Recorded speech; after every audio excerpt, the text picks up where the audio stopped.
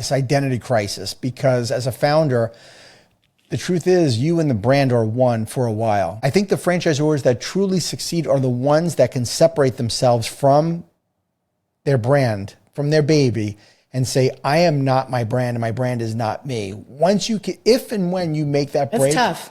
It is super tough. Did you feel like the family went through that because it was owned with them for so long? It's 100%. It's a difficult thing to do. And so absolutely, it's hard for it not to be you, because it is you, and you pour your heart and soul and blood. And again, everybody who's been an entrepreneur talks about making payroll, because we've all been in that position. Absolutely. So talk about a motivating factor, and especially in this day and age, you don't have float like we did back in the day, right. But so that solutioning has to come very quickly. But those are the moments that make that success so incredible when you have it. But it is hard to extricate yourself from that. So sure. That's why that strategy about accepting change and knowing that there are things that are not going to go well. And I'd love to share about planning as part of the foundation. I'm a big proponent of that. You have to have discipline for that. And being able to have grounding pieces as a founder when you're going through those moments that are difficult, to make them easier to handle instead of, and having them be less of a personal affront. Right. Because you have to realize it's not about you, founder. It was never about you. Now, I'm curious, Healey, you were the employee that was brought in, and you had to deal with the founding family that did have maybe that identity crisis where them and Port of Subs was one. I would love for you to share from your role, how did you carefully navigate that? And you didn't want to step on anybody's toes because it was their baby, but at the same time, they brought you in because they needed your leadership. So share with me about those challenges and how you navigated that very carefully, I bet. Carefully is a great word. It was twofold. Not only was it founder run, it was also family run. The two daughters were in the business in varying capacities. And so the dynamics of the family are interesting in and of itself. So communication, just like any relationship, is paramount. And it wasn't always perfect. There were days where the family they'd have their heated Italian moments. and so some days you say, today is not the day. Right. And that old phrase, picking your battles carefully, is important. And I think what happens is the more a person can focus on an outcome and include people in that outcome through communication, helps with things to remove a little bit of that emotion. So my approach, every once in a while, I really did want to don a referee shirt and show up with the whistle and all, and get ready to help with some of those meetings. But it was really about trying to have empathy for the other person, which can be very difficult. Sometimes you say, well, especially when you think the idea that's moving forward is the correct path, and others disagree. So just like any relationship, it's trying to understand the other person. What are the needs that they truly have? Can you get to the outcome for the franchise network? Remember, in my view anyway, a reminder that the franchisee is the customer. That's our customer. Yes. That's our focus. That is why we are here. And it's a really interesting thing at the corporate office that I've seen not only previously, but in other brands where there's so much focus on the doings of the corporate office, it's almost like you forget for a moment, oh, wait a second. The franchisee is our customer. What are we doing to service our customer? How can we help them? How can we be better? And I believe that was my best way to say, what are we doing for the franchisees? How can we make this better and try to make it less emotional?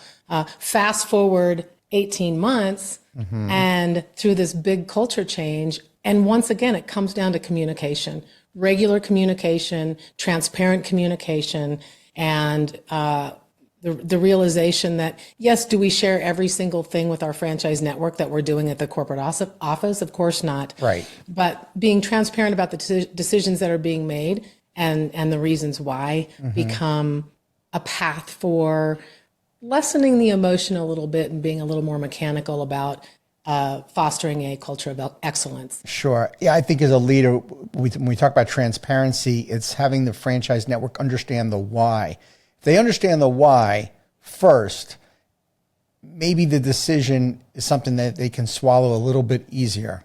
100%. Yeah. Funny you brought that up because I made a note here when you had mentioned, what would you say to franchisors about, how they're going to approach growth and all of this?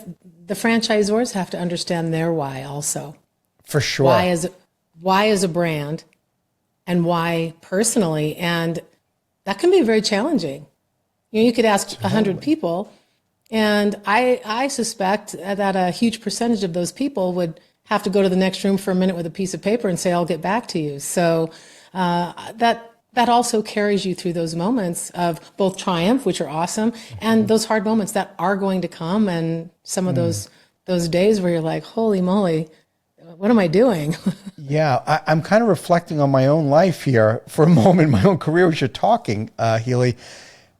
My why in particular for my business is that I wanted to make a difference in the lives of children. And I had an opportunity to do something that nobody had done in franchising by franchising youth sports leagues. Here's though was my Achilles heel in all that, is that because I ran programs too, I understood what the customers needed. And when I first started out, I think I know the mistake I made. I put the customer first before the franchisee, because what did I tell you my why was? It was to make a difference. Change the lives of children. And the children were the customers. And so if the franchisee, as well as I trained them, if they didn't do what I deemed to be the right thing, they heard it from me.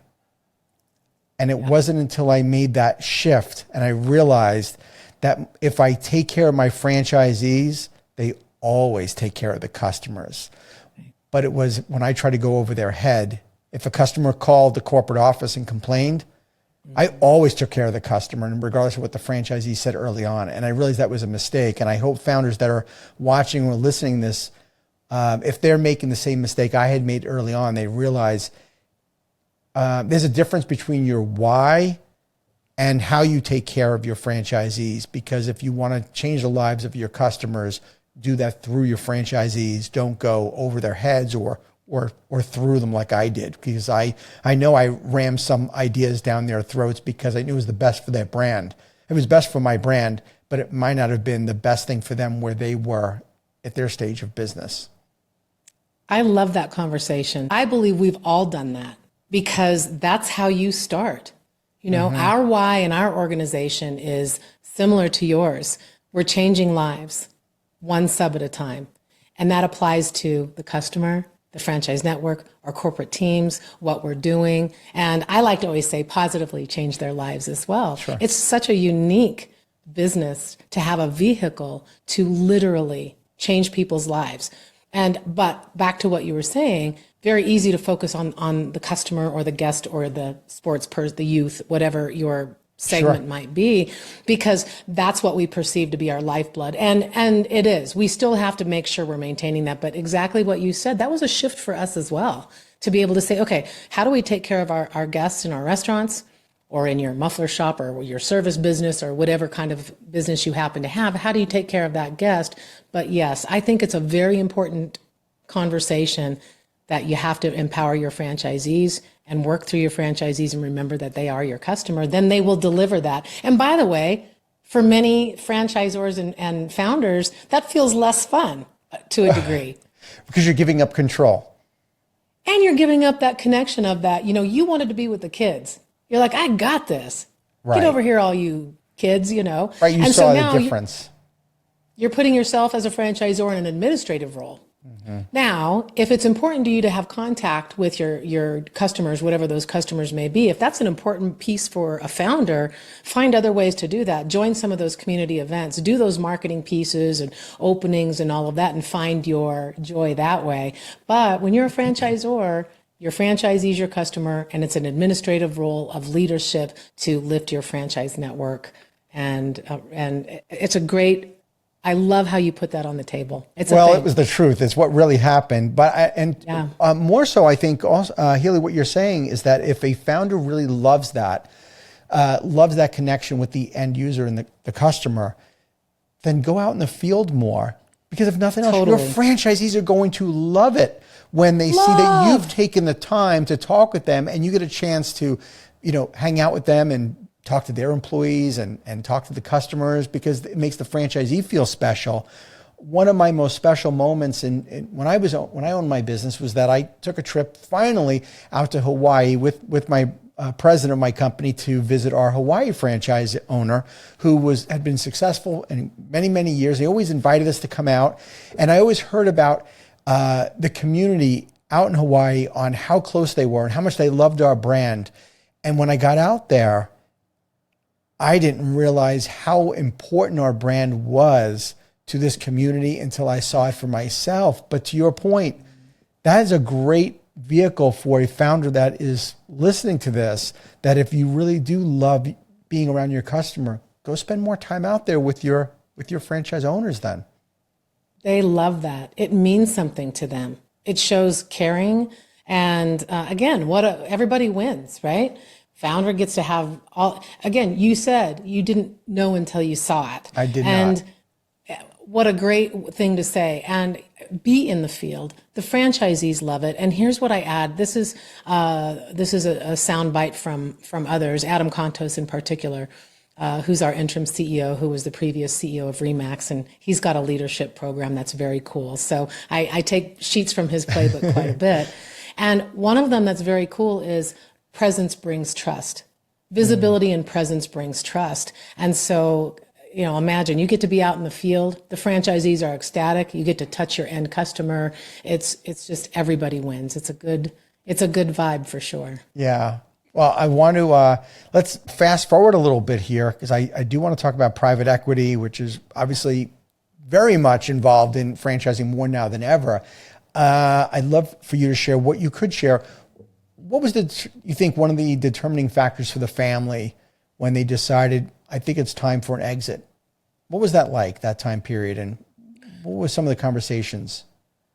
Yeah, some of them were very difficult. You speak about, I think for the family, particularly for the founder, it was a little bit like chopping the arm off, right? It's such a part of you and so on. So they were difficult conversations, but some of it was, you get to a point in the organization, and it's kind of like in boxing or UFC or something. Everybody always says the fighter's the last guy to know that he's, not fighting the way that he used to. Absolutely. And I think that can be that way for founders, and particularly for founders who've been doing it for a long time is, are you still having fun?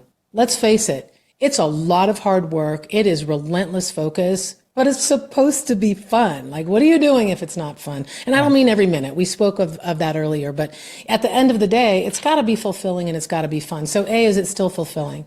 Are you still feeling energized by your organization and your teams? And, and if you're not, can you change that? Maybe not. But they'd been doing it so long, and the two girls had been in the business for, their entire lives since they were 12 or old enough to stand on a milk box to use the cashier that you can't do anymore. But anyway, so they had done nothing but that their whole lives as well. And they'd all done extremely well financially. And it was just time. And so a decision has to be made. And I think that pivot point was, we're either going to reinvest in our brand, because the brand is amazing. We have fierce brand loyalty. It's awesome. So the brand is strong. The network is strong. But the decision was, we're not growing. We're not really growing. We don't have this big momentum. We're either going to reinvest in the brand for this level of growth, or it's time to move on.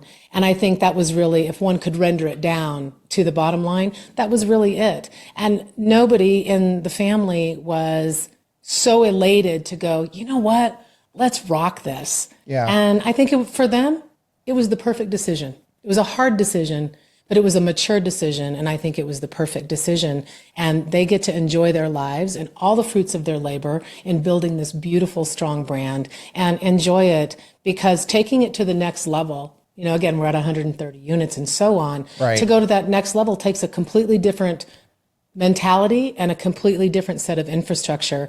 And we're governed by how we think. Our outcomes, how we approach life, is governed by our thoughts and how we want to do things. And so for them, it was the right decision. Thank you for tuning into the Emerging Franchise Brands podcast. For additional insights, guest applications, and to stay connected, visit us at efbpodcast.com. The Emerging Franchise Brands podcast is for entertainment purposes only, and the views expressed do not necessarily represent those of Emerging Franchise Brands, its host Frank Fumey, or Emerging Franchise Group LLC. Any discussed franchise or investment opportunity requires thorough investigation, obtaining proper disclosure documents, and expert consultation before making any investment decisions. The podcast and its host do not offer professional advice or endorsements, and they hold no responsibility for actions, representations, accuracy, or consequential damages related to the podcast content.